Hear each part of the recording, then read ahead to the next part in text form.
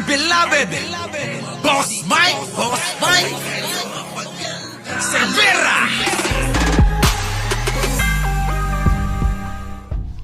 Kailangan tumindig na ang sambayan ng Pilipino laban sa katiwalian dahil naging bisyo na umano ng ilan sa gobyerno ang pagnanakaw sa kaban ng bayan na naging dahilan ng patuloy na kahirapan sa bansa. Ginawa ni Akbayan Party List Representative Percy Sendanya ang pahayag habang naghahanda ang mga ito sa trillion peso march sa September 21 para ipanawagan na lahat ng sangkot sa multi-trillion flood control corruption scandal ay mapanagot. Nailantad na ng paulit-ulit, nakasuhan na at nakulong pa na makailang ulit ang iba pero tila ginawa na talaga nilang bisyo ang pagnanakaw. For the longest time, they have abused our institutions as safe havens for their corrupt practices. Tama na. Let's make this country unsafe and inhospitable to all plunderers, especially the repeat offenders, ani Sendanya.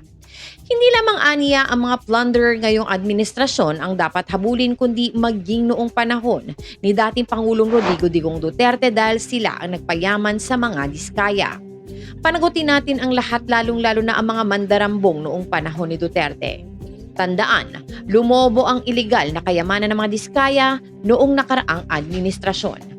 Bilyon-bilyon din ang hindi maipaliwanag na flood control at infrastructure projects ng nakaraang pamunuan.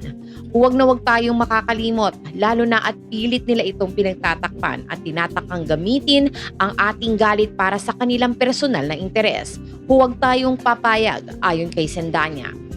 Suportado ng iba't ibang grupo ang protesta katulad ng Siklab, CLC&T, Tindig Pilipinas, Akbayan Party, Kalipunan at Nagkakaisang Labor Coalition. Ang kaba ng bayan ay galing sa luha at pawis ng taong bayan. Tungkulin natin bilang mamamayan na ito'y bantayan, tiyakin na nagagamit sa tama at hindi napupunta sa bulsa ng mga tiwaling opisyal at kanilang mga kasabwat. Ngayon ang panahon para tayo tumindig at magkaisa laban sa korupsyon. Panghihikayat naman ng kapartido ni Sendanya na si Representative Chel Jokno sa sambayan ng Pilipino.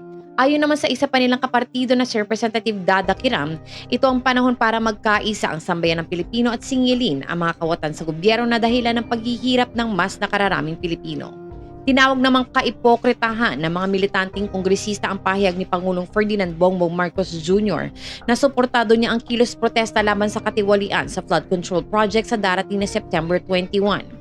Ayon kay ACT Teachers Party List Representative Antonio Tino, walang kwenta ang sinasabing suporta ng Pangulo kung mismo mga pulis naman ito ang nanggigipit at nagkakalat ng kasinungalingan laban sa mga relihista. Walang kwenta ang suporta ng palasyo kung patuloy ang harassment sa mga aktivista. Si Marcos pa mismo ang nagpatupad ng budget na puno ng katiwalian, kaya basura ang pahayag niyang sasama siya sa protesta kung hindi siya Pangulo. Banat ni Tino.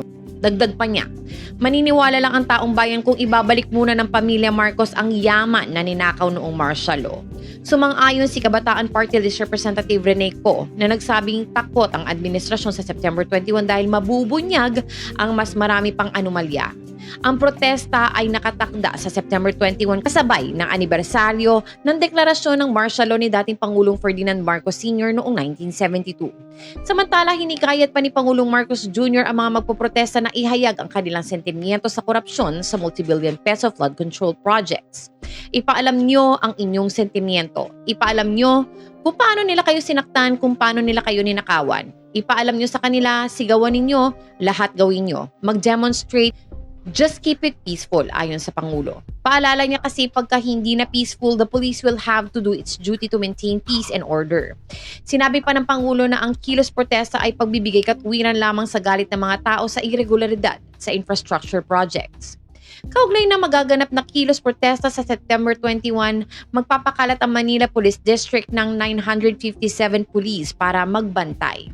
Ayon kay MPD spokesperson Police Major Philip Ines, inisyal lamang ang bilang na ito at posibleng madagdagan pa depende sa makukuhang impormasyon mula sa kanilang intelligence group. Bukod sa Luneta, nakatutok din ang mga pulis sa US Embassy, Liwasang Bonifacio, Menjola, España Boulevard, Malacanang at DPWH Central Office. Bagamat wala pa natatanggap na banta, tiniyak ng MPD na paiiralin ng maximum tolerance para matiyak na magiging maayos ang kilos protesta. Do you blame them for going out into the streets? If I wasn't president, I might be out in the streets with them. So, of course, they are enraged. Of course, they are angry.